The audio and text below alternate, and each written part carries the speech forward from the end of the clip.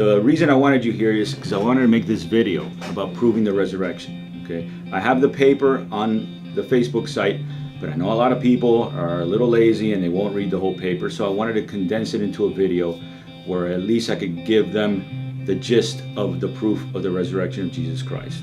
Christianity is based on the resurrection of Christ. Without it, it's nothing. It's a hoax. With it, everything will start to make sense. Okay? God did leave us very solid proof of the resurrection. The problem is most Christians don't even know it's there.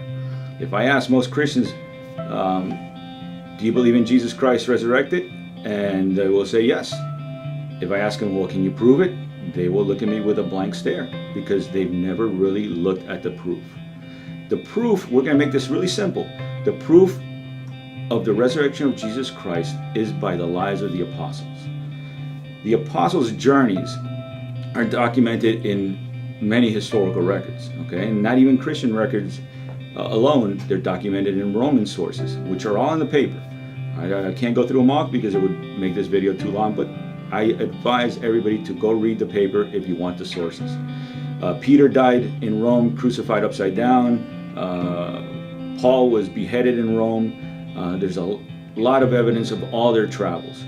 Now, one question I used to ask myself all the time was, why did God allow the apostles to have such horrible lives? I mean, they were terrible. Everywhere they went, they were persecuted, beaten, whipped, stoned, imprisoned, and eventually all were killed brutally. And I mean brutal. Crucified upside down, beheaded, speared. It just goes on and on. The list is in the paper. Okay, I used to ask myself, why so hard? Why couldn't God just help them out a little bit? You know, because the lives of the apostles is the proof forever. Okay, if they would have gone into these towns proclaiming that Jesus Christ resurrected and is the Messiah, and people would have welcomed them in. Come on in, Paul, come in. Oh, here, stay with us. Let's have dinner. Here's some money for your trouble. Then generations later would have said that they did this for their own reasons. Okay, it's a good way of life. It's for money. Okay, just like these evangelical pastors on TV that do it all for money. That's what they would have said of the apostles. They would have said it was a lie. They knew it was a lie, but they did it because it was a good way of life. By them living this horrible life, okay, these lives that were terrible, and these lives went on for 20 to 30 years. So they went out for 20 to 30 years preaching that Jesus Christ was the Messiah and he resurrected, and they beat them, stoned them, everything, and eventually killed all of them for it, okay? And this, you have to ask yourself, why would anybody do this for 20 or 30 years unless what they were claiming is actually true, that they saw the risen Christ? Okay, give me a reason, because I've asked everybody this question. I've asked atheists. I've put myself on the other side. How would I answer this question? There is no answer. Okay? There is no human answer for why anybody would do this for 20 to 30 years unless what they were claiming was actually true. If I walked into a town and I knew it was a lie and I said, Jesus Christ resurrected, and they beat me to a pulp, that would be the last time I do that. That would be it. I'd go, wow, that was, I wasn't expecting that. I'm done, okay? But these guys went for 20 to 30 years, over and over and over, okay? They had very hard lives, okay? Like I said, they were beaten, stoned, imprisoned, tortured, and killed. Why?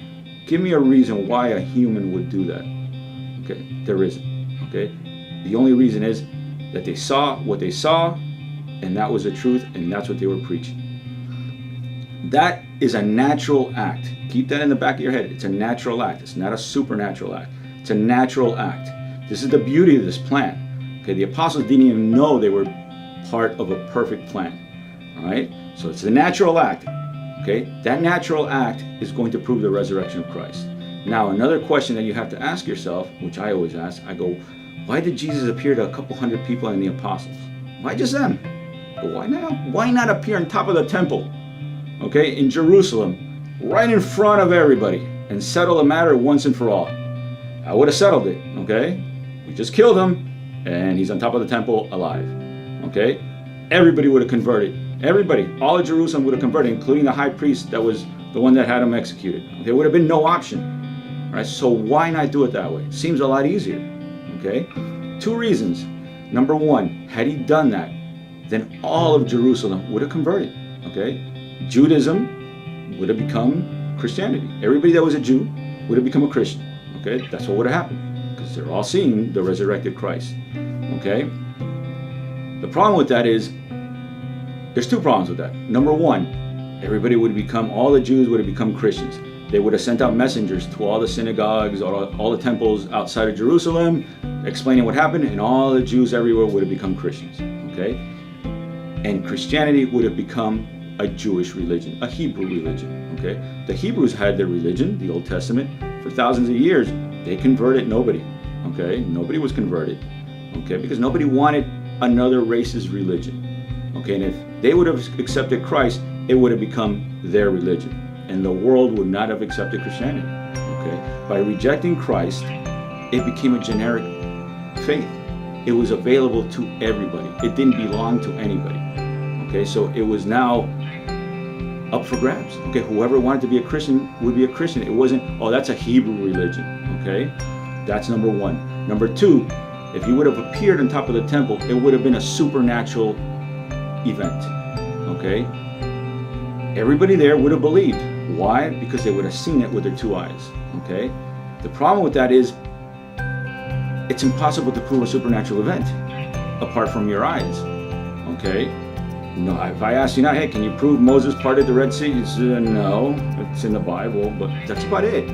Okay? And then they say, well, how do I know the Bible's true? And you're off to there. Okay? So a supernatural event would have been great for the people that saw it. But what happens 2-3 generations down the line, when all the people that saw it are dead? Now we start all the questions. Well, how do you know that happened? How do you know it wasn't a trick? Okay, it was probably some guy that looked like him. It becomes a myth. It becomes something like the Greek myths. Okay, and you lost your proof. Okay, because remember, if he had appeared in top of Jerusalem, there would have been no journeys for the apostles. There would have been no need for them. They would have sent messengers to everybody, and everybody would have converted. All the Jews would have converted, and there would have been no need for the apostles to travel anywhere. And that's our proof for eternity.